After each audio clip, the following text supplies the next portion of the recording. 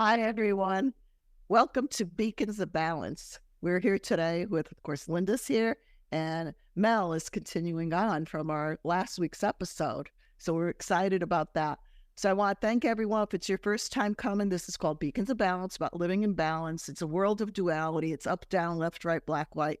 And we're here to bring some pearls of wisdom and different topics we talk about each month to bring balance, so you can walk away with some pearls to bring balance back into our lives. We all need it. I need to hear things over again. We all do, because we're all the same. So we're going to continue on today. And the topic, of course, we're talking with medium psychics. It's interchangeable, as you know, we were talking about that with Mel and Linda earlier. Some people look at it differently, but whatever. It is what it is. It's our intuition. It's your gut instinct for all of us. I think you guys would agree, right? Our gut is when we all get that initial hit for anything, but then we go up into here and we start extrapolating, pulling things apart to make sense. But that's called analysis. That's called analysis paralysis. Yeah, but when Mel mentions a light bulb goes off, and I get a hit that's so strong, I can almost put my life down on it. That's how strong it is. Not all the time.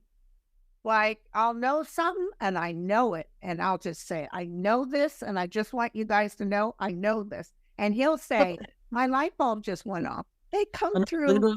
Linda, when you do that side take, yeah, it's like my guides are talking to me. Oh, yeah, she does that. She gets quiet, and she goes. That side take, I tell people, when Linda does that side take, pay attention. Yeah. Mine's bulb is like, whoa, my light bulb went off. Yeah, but, you know, we all get it. We all have our intuitions and our abilities and stuff like that. It's just if you acknowledge it or not. I remember going back years ago to an orthopedist. I woke up one morning and out of my knee there was a golf ball that appeared by the side of my kneecap. Just from when I went to bed, woke up, and there was this big ball, and I'm like, what the hell? So I go to the orthopedist, and he said, well, he goes, it's probably not cancer. You know, they give you that. It's probably not. But, so I'm like, oh, great. So I had to go in for surgery, laparoscopic surgery. So I'm leaving the parking lot. Of course, then your brain starts going, da-da-da-da-da-da-da. And I go, oh my God, well, if can't, you start going through all the whole scenario, right? Linda, I have to tell you, we all have this when something hits us. Like usually cancer doesn't grow in one night. Well, that's what he said. But, there are bizarre things. I'm bizarre anyway, so I'm weird. So weird stuff happens to me. So I was leaving the parking lot, and I swear to God, I'm going out, and I'm thinking about this, and I look over, and I see a license plate, and it says Fat One, Fatone, Fat One. And I started laughing. I knew it was my angels, and it was a fatty tumor. Now, when I saw that, I totally let everything go, and I said, that's what it is. I'm not even giving it, I didn't give another thought. And guess what it was? Isn't that amazing? Yeah. That's what it was. Lipoma, fatty. Huh? The lipoma is a fatty. A lipoma, yes. So I said to the doctor, I said, oh, great. I said, now because I'm overweight, I'm going to have fat balls popping out all over. Because he said, well, they could come out. And he said, oh, great. So I'm going to have fat balls coming out all over my body. And he started laughing. He goes, you don't have to be heavy to have them. It happens on thin people. I go, yeah, right. I said, my lot in life. So. That intuition is that first thing that comes through. Exactly. It's like always go with your first hit, actually. Bingo. And then what happens is a student of mine called it this. We start thinking, is this my intuitive ability, my psychic ability? Is this me thinking this? And we take it apart, and that's the analysis paralysis. And that's what I talk about in my classes, like in Sedona when we were there, or here in Chicago. It's go with that first hit. Don't second guess it. Because if you do, then then other things get in the way. You know what? It's almost like, I want to say this, it's almost like when we say our prayers or asking, right? The great Almighty says, ask and you shall receive. We'll ask. That's a prayer form. You send it out, you release it. But guess what? 9 times out of 10, everybody takes it back. They take it, they pull it back in. Or they don't know. So they're giving the universe double messages. So it's like, yes, no, yes, no. My husband was just going through this with retirement because he wants to retire, but he's like, oh, I just got another client. And he goes, oh, I go, well, what does that mean? And he likes his clients, and I'm like, well, There's a time for everything. You have to decide. You're giving the universe mixed messages. Well, I tell Right. people, when you ask something, ask a specific question, not what's in my future. Because if you put out ambiguity, you're going to get that back. So when you put out a question to an intuitive or a psychic or a medium, specific, because you're right, it's mixed messages to the universe. And then there's the period of time, like you guys always say, you know, we have choice. The guys say it's about choice too, and things change.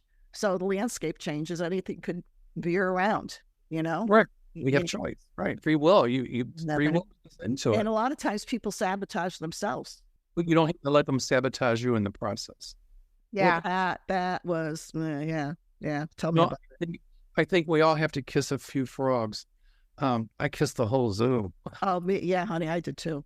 Let So me, I got the alligator it was done. You know, we could do a whole episode on that because kissing the Oh zoo. God, yes. But, you know, intuition can save your life. Yes.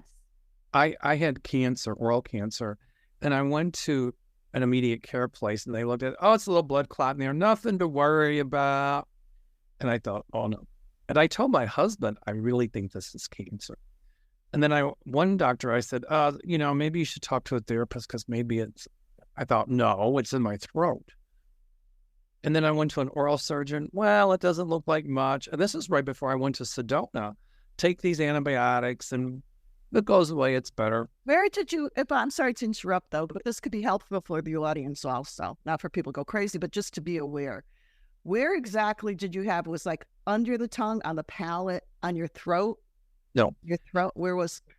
I would feel like I had something caught in my throat occasionally. Occasionally, the symptoms were nothing to write home about. Okay. Like a little breadcrumb or something. And then occasionally when I was using the water flosser, which I do 2 or 3 times a day, I would notice a little blood, but not all the time. I thought, and one morning, you know, I have to have my little bath every morning, sleep for 15 minutes in the bathtub. I've been doing it for years. And if I don't, I'm not nice the rest of the day. So I was getting out of the bathtub and I thought, I was clearing my throat. And I thought, feels like there's something caught in my throat. And occasionally I'd wake up with a sore throat.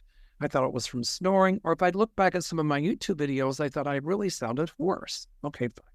So that morning I'm getting out of the bathtub and I put the toothbrush in the back of my mouth and it came out bloody.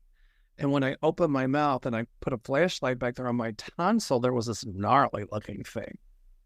And so it was back. It was back. On my tonsil. Yeah. So it was back in your throat. Yeah. Like that. But nobody ever examined my mouth with their finger. They would just look at it. So the oral surgeon said, take the antibiotics, and if it goes away, nothing to worry about. So I did Sedona. Linda, you remember. And, you know, it cleared up a little bit. It didn't look gnarly, just one little spot. And when I got home, I went back to Sam. He goes, oh, it's cleared up. It looks great. Yeah, you don't have to worry. Well, I wasn't satisfied with that.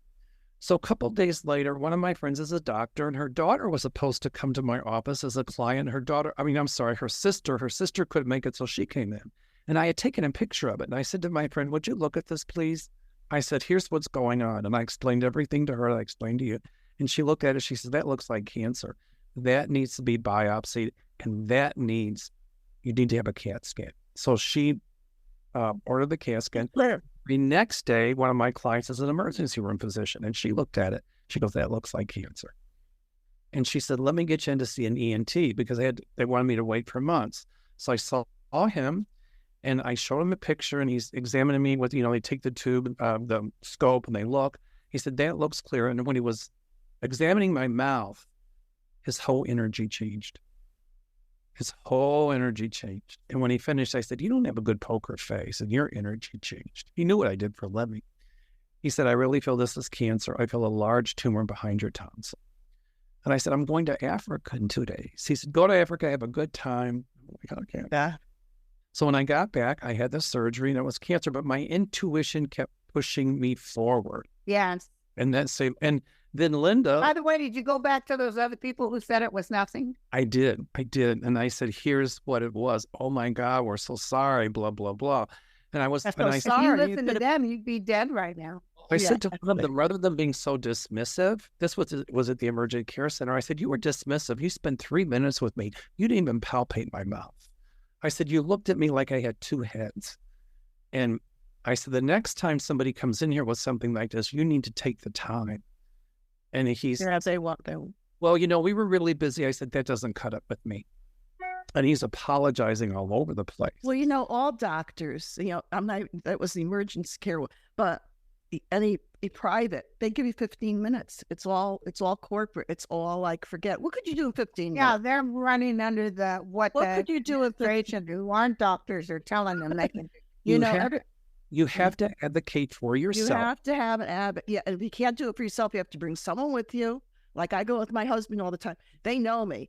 They have my name down. They know my all these doctors. Oh, it's Arlene. I'm going, and they must have a picture of me and go, they right after it. But I hold their feet to the fire. I go, no, sorry. They advocate for yourself.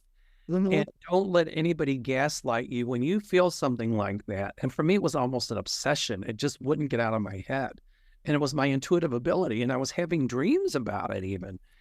And I remember, calling Linda before I found out. When I found out, Linda talked me off ledges many nights. I would call her and I'm like, thank you. Well, Linda. I knew you were going to be okay. That was the main focus. Right. I didn't see you dying of cancer. I remember when it came. Yeah. And I said, I felt okay too, that you were going to be fine. And that's where everybody sent out prayers, which is very important. And I know a lot. But the point of this whole thing is, if your intuition tells you something, and if it keeps gnawing at you, take action on it. And even if there's doctors that say, nah, keep going, don't give up. Listen, I talked to top medical people. They said minimum 3. Minimum 3. I had that, but minimum of 3. Well, you don't have to go 4, you know what I mean? But minimum. The bottom line is, it's nothing to worry about. And if you get this feeling there is something to worry about, then keep getting different opinions. It might save your life. It saved.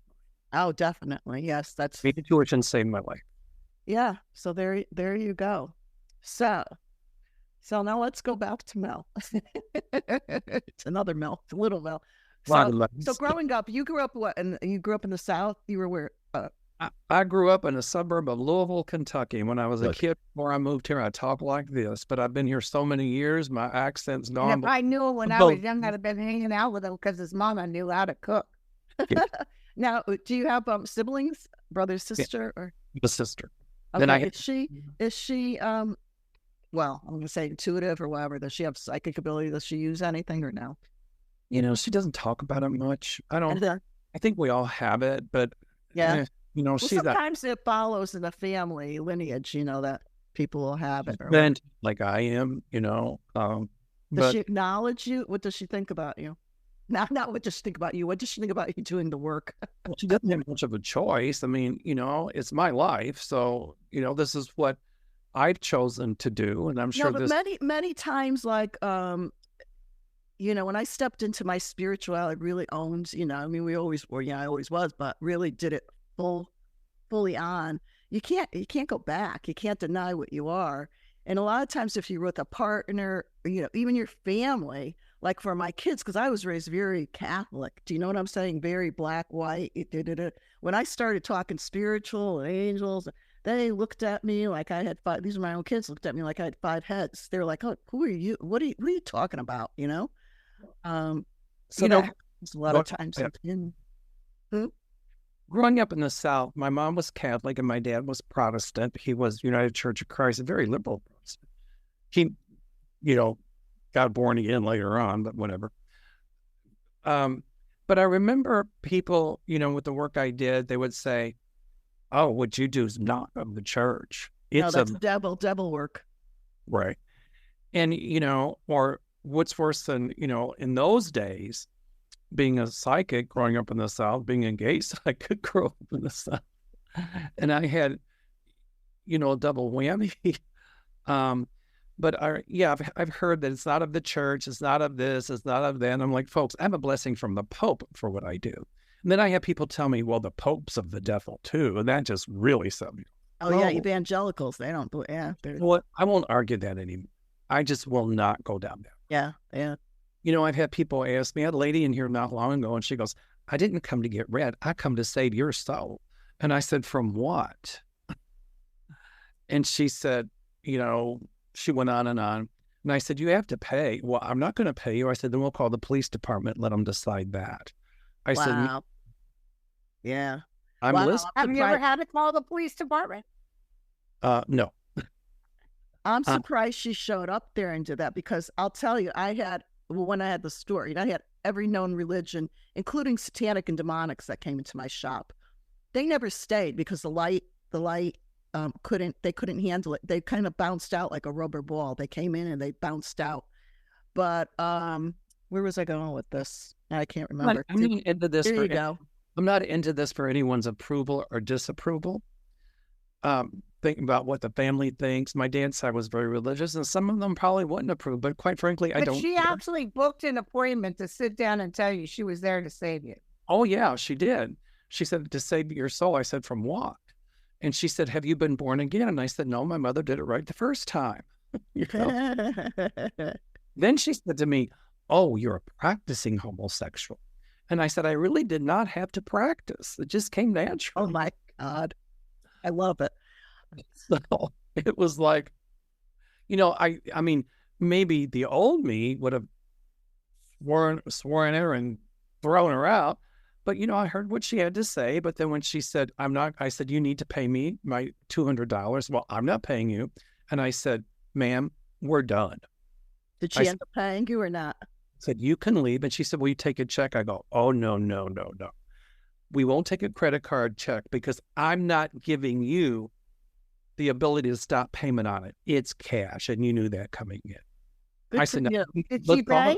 I said, let's call. Yeah. Did she pay? I said, let's call the police department. And I turned around to get on the phone and she paid. And I donated the money to charity. Good for you. Good so, for you. With what my family thought, or growing up in the South, what they thought, I came out of the psychic closet early, and the gay closet when I was 20. And I think it's a lot easier for people coming out as psychics right now. But if they're in a religious family, not that all religions are bad, and if a religion is a tool people use toward their spirituality, that's great. It just can't judgmental. It can't be judgmental, in my opinion. Right. But I get it. The people, when they're coming out now as a psychic, it's a lot easier. But some are still in situations where they're fearful to come out as a psychic. Yeah. Listen, there's people that are fearful. When I had the shop, I had this woman, I could always feel when people came in for things. This woman came in, she was walking around. I really like angels. And she was just drawn, and I could tell she was going through something. And I said, oh, we'll look around and everything. She goes, but I really shouldn't be here. She was Jewish. So she looked at an angel as a Christian. And I said, read the Old Testament. Yeah, there's angels and them. Angels across the board. It's not religious. It doesn't matter. But her family, they're probably more Orthodox. Her family, and the poor woman, she was going through cancer. And she came in there for solace and peace. And she just you know what I'm saying? And she couldn't get anything because she couldn't bring anything home. She couldn't tell them and I said, how horrible. Here she's going through something and she can't even acknowledge that. So I put a little angel in her hand before she went home for her pocket. And I said, just take this with you. But, people are like that. So getting back to this, I did want to come back around and ask you. So you kind of touched on it already. Was it easier for you coming out to your family, telling them you were gay? Or was it easier for you coming out and telling them you were psychic? Was one harder than the other? Well, as far as a psychic concerned, my dad, he had the gift. We all have it, but some of us have it stronger than others. That's what I call the gift. But, it was normal in the household. For other people in the South, it was like, oh, But, it's coming out as gay. When I was 20, my mother said, I have to ask you something. My parents were divorced. And I said, what is it you want to ask? And she said, are you? And I let her say it. I knew where she was going with it. She goes, are you gay? And I said, yes. And she said, oh, thank the Lord. I thought something was really wrong with you. My stepdad was open about it. My father, when he found out about it later on, because the woman he was married to told him, not that I cared, and he didn't talk to me for 2 years. And then when we found out he had cancer, I flew to Kentucky right away. And when he came out of surgery, he said to my sister and myself, you two kids will never know how much I love you. And we just listened to what he had to say. And my sister motioned for me to go out in the hallway. And she said, yeah, he's right. We'll never know how much he loved us because he never told us. That generation, Mel, because we're all in the same arena. It wasn't that generation. I didn't hear it. When I read Linda's book, I cried because it reminded me of certain. Well, yeah, it parallels with. Remind me of certain aspects of my father. Yeah. Who, there you go. It's a great book. You got to read it. Amazon. Just put in Linda Grindle. Good. Got to read it.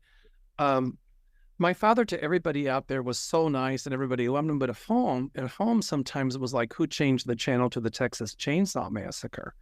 I mean, we carried bruises sometimes. And so it took a long time for me to learn to forgive. That's another story for another day. But so he didn't talk to me for a couple years. But I went to Kentucky when we found out he had cancer. He died, he had surgery. He died on his way from the hospital. And he told us, he said, I had a dream that I died of a heart attack in an ambulance on my way to the hospital. And we're like, that's weird. And I told my sister, I said, well, his dreams always come true. He was discharged on a Friday. My uncle and the woman he was married to was taking him home. On the way home, he said, oh, I have a pain. And he had a heart attack and they started doing CPR. Wow. They called the ambulance and he died in the ambulance on his way back to the hospital. Wow. Ooh, I had a dream that I was having a big wedding with Brad Pitt and you were there and you were there. You better share, girlfriend. What happened to Gerard? You're just a Gerard. You're just a Gerard Butler. Have you seen him lately? He's looking a little rough.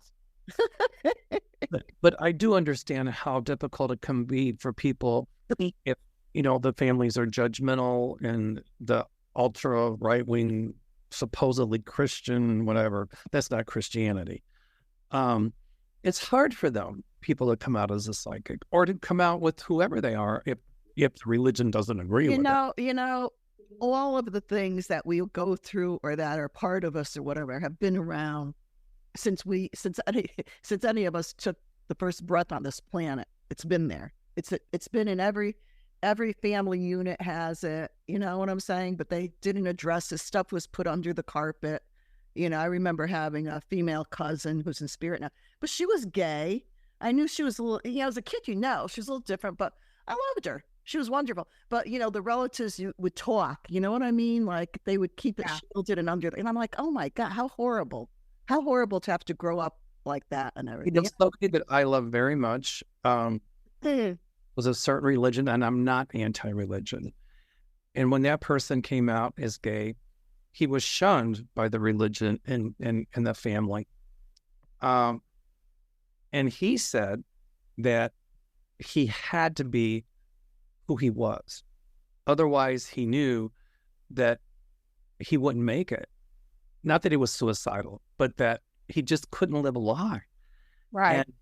And he knew what would happen, that he would be shunned.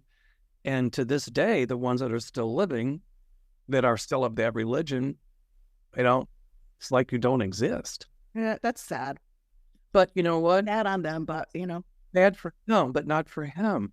Because he gets to be who he is. And my advice to everybody out there, we all have to be who we are. Is be who you are. That's an interesting statement because when I met my now husband, my third one, when we met and after we were together for a while, he goes, I just love being with you because I could be who I want, who I am. And I looked at him and I go, of course, me, I go, well, who the hell would you be? I mean, geez. Of course, we all know that Linda Grindle's a pole dancer. That's my side job. Well, so another point that another thing I'm going to bring up, it was just an observation. I think I mentioned this to you when we were scheduling. I just observed that a lot of the male psychic mediums happen to be gay. Not that, But and so I'm thinking maybe because it's in touch of, here we go, the feminine and the male both together. I mean, not across the board, but a big percentage of. There's any correlation necessarily between being gay and having the gift of psychic. I think, in the Native American ways, we all should be in tune with the male-female energy. Exactly. They balance. Don't you feel from the work you do, and just for the time period we're in, first of all, eons ago, women were in charge. We were the Amazon women. Ran the world, but then we turned it over, we gave it to the males. They made a mistake. Huh? What's that? A huge mistake when they did that. But now is a time it's coming back. And here we go. This is all about balance. Because I have a lot of women that are angry. I know one woman was into Mary Magdalene, the Magdalene, and because there's a lot of lost texts that were, when the Bible first came out and Constantine or whatever, right? And they gave the Bible. Well, the Pope then or whatever said, it's for the common man. They're not going to understand this. So we're going to take out these books. We're going to take out some of the texts. We'll put them in after. Well, guess what? That fell by the wayside. And the books that were taken out were about the women. So, and because you really don't hear that much about the women in the Bible. I think to a point. I think we're here now to balance. So I know somebody that was really into the Mary Magdalene movement, but they were like, all the women are angry that the men have it, and now they want the women to come back and take over. And I'm like, no, it's about balancing it now between the both. I see a point in time where it's not going to matter what sex you are, whether you're LGBTQ and the rest of the alphabet that you can go through.